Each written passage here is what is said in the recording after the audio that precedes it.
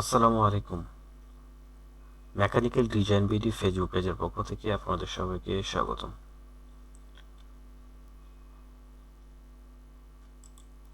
এখানে যে ড্রয়িংটি দেখতে পাচ্ছেন সেটি আমরা তৈরি করব।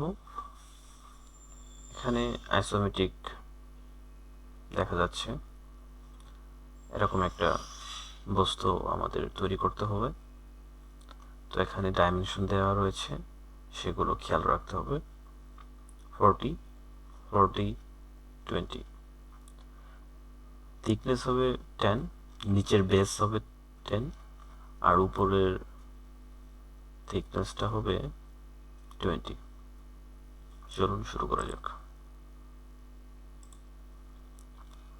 প্রথমে টপ প্লেন নিব, দেন একটা লাইন নিব এখান থেকে এখানে, এখানে, এখানে, এখানে, দেন ডাইমেনশন 40, 40, আর এটা 20।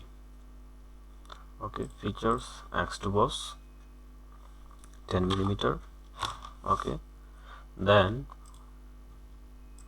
উপর একটা স্কেচ নিয়ে এখান থেকে কর্নার রেক্টাঙ্গল নিব, এই কর্নার থেকে এখানে ছেড়ে দিব, দেন